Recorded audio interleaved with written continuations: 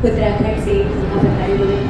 बहुत बहुत धन्यवाद। और ऋषि जी, इतने कम उम्र में आपने इतना बड़ा ये जो कार्य किया है और ये आने वाले भारत के भविष्य में बहुत बड़ा योगदान करेगा। बहुत बहुत धन्यवाद। गुरु सांसद वाले जी, कृपया अपने शब्दों से हमें अभिभूत करिए। बस उनका स्वागत करें।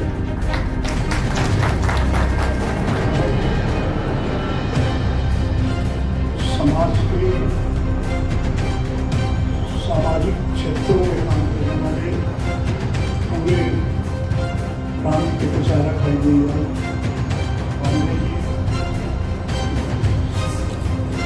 शर्मा में और हम बहुत सारे यूनिवर्सिटी से जुड़े हुए अध्यापक हैं और उनके सारे साथियों, मैं आभारी हूँ खासकर सौरभ जी का।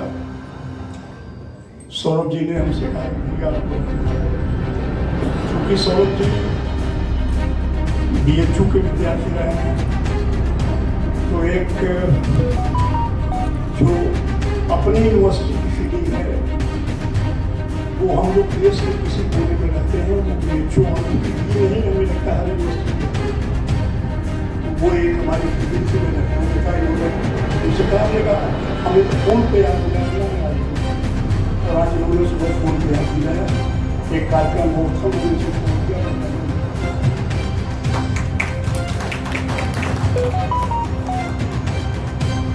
आप यह सारे टीचर्स हैं, मुझे लगता है कि सब लोग हम लोगों से ज़्यादा योग्य हैं और आज के समय में जो राजनीति किया जाता है ये मान लिया जाता है कि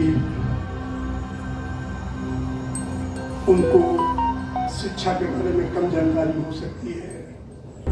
तमाम सारी उनकी जीमेल्स पहले सामने आती है। मेरा हाई स्कूल इंटर BA में 4 फर्स्ट क्लास है। मैंने गोल्ड मेडल पाया था पॉलिटिकल साइंस में BHU में, और फिर मैंने PhD किया था पॉलिटिकल साइंस में। मेरा डिलीट भी मैंने ड्राइंग कर दिया था। बाद में मैंने फिलासफी से MA किया, उसमें फर्स्ट क्लास फर्स्ट आया।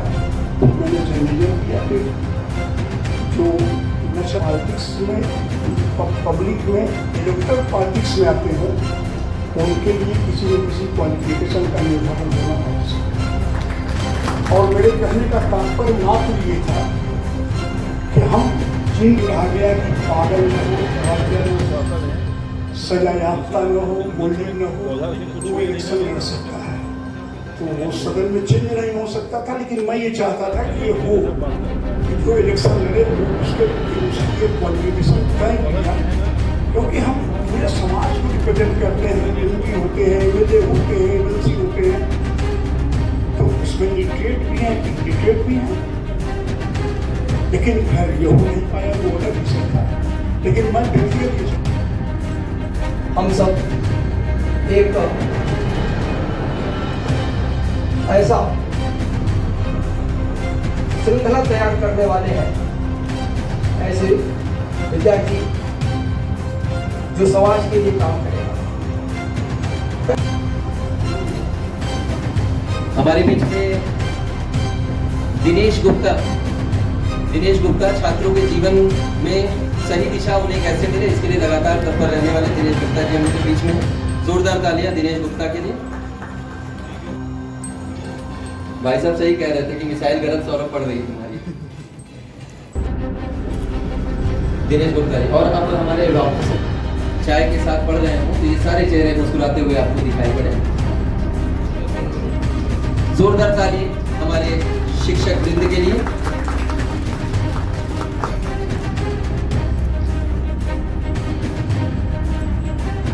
कुछ लम्हे ऐसे होते हैं कि कैमरा लगातार कहता है कि इसको कैद करते रहो, मुझे ऐसा ही कुछ लग रहा है।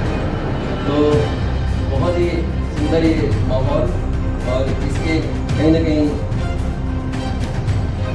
इस माहौल को खींचने वाले हमारे अजय उपाध्याय जी, आप सभी शिक्षक।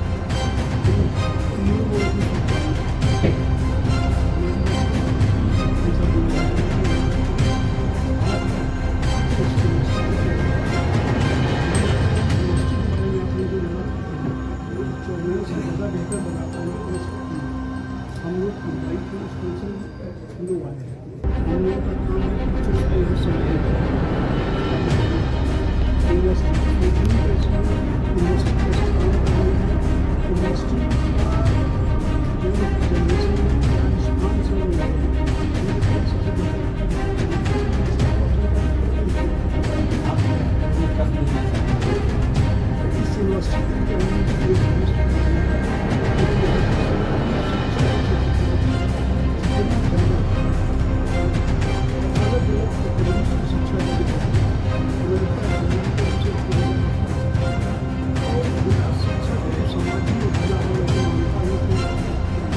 इस यूनिवर्सिटी के उसी बच्चे में पैसा मैं राजनीति को भी देखता हूँ, मैं हर सदन का मेंबर हूँ और मैं देखता हूँ तमाम सारे ऐसे लोग हैं जो विधायक सांसद जनप्रतिनिधि हो जाते हैं लेकिन शिक्षक नहीं होते और शिक्षक नहीं होने का हेतु ये है कि इस तरह जनता की आवाज़ को सरकार के सामने रखा है बहुत सारे लोग नहीं डिसाइड नहीं करते लेकिन एजुकेशन का महत्व हमारी बहुत सारी संभावना है विद्यालय अच्छा है पैसा मिल जाएगी और